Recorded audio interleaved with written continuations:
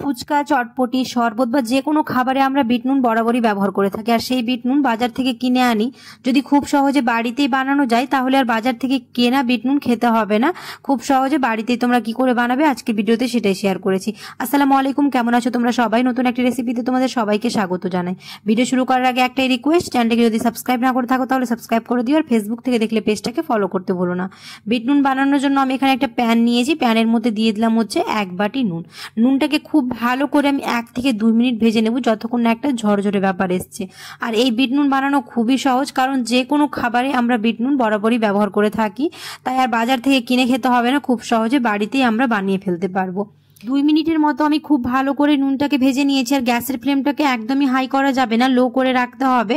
আর নুনটা এখানে ঝরঝরে হয়ে এসছে। এবার এর মধ্যে অ্যাড করব হচ্ছে 1 চামচ গোলমরিচ গুঁড়ো, ভাজা জিরে গুঁড়ো আর কাশ্মীরি মরিচের গুঁড়ো বা যে কোনো লঙ্কার গুঁড়ো তোমরা ব্যবহার করতে পারো।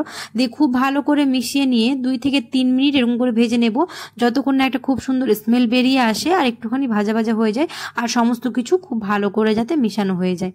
তো দেখতেই পেলে বিট নুন বানানো কতটা সহজ, আর বাজার থেকে কেনা বিট নুন ব্যবহার করতে হবে না। এটা এতটাই বানানো সহজ যে কেউ যে কোনো সময় বানিয়ে ফেলতে পারবে মাত্র কয়েকটি উপকরণ দিয়ে। আর ভেজালযুক্ত বিট নুন বাইরে থেকে কিনে খেতে হবে না। তো আমার খুব ভালো করে এটা ভাজা হয়ে গেছে। এবার আমি গ্যাসটাকে বন্ধ করে দেব, দিয়ে কিছুক্ষণ ঠান্ডা হতে দেব। আর বিট নুন আমাদের কতটা কাজে লাগে সেটা আমরা সবাই জানি, যে কোনো খাবার জিনিসে আমরা বিট নুন ব্যবহার করে থাকি, তাই এই বিট নুন বাড়িতেই খুব সহজে তোমরা বানিয়ে নিতে পারবে। খুব ভালো করে ঠান্ডা করে নেওয়ার পরে একটা মিক্সিং জার নিয়েছি, মিক্সিং জারের মধ্যে এবার এটাকে খুব ভালো করে ব্লেন্ড করে নেব। আর ব্লেন্ড করে নিলে আমাদের রেডি হয়ে গেল ভেজাল মুক্ত বিট নুন ঘরেই তৈরি। আশা করছি তোমাদের আর বলে বোঝাতে হবে না বিট নুন বানানো কতটা সহজ। আশা করছি আমার আজকের রেসিপি তোমাদের ভালো লেগেছে। যদি ভালো লেগে থাকে তাহলে অবশ্যই একটা লাইক করে দিও, কমেন্টে জানাতে ভুলো না কেমন হয়েছে, আর ফ্রেন্ডস আর ফ্যামিলির সাথে বেশি বেশি করে শেয়ার করে দিও। আর তোমরা অনেকে আছো ভিডিও দেখে চলে যাচ্ছ, লাইক করো না, অবশ্যই লাইক করে দিও, কারণ তোমাদের একটা লাইক আমাকে অনেক মোটিভেট করে। দেখা হবে খুব শিগগিরই পরে একটা নতুন রেসিপিতে।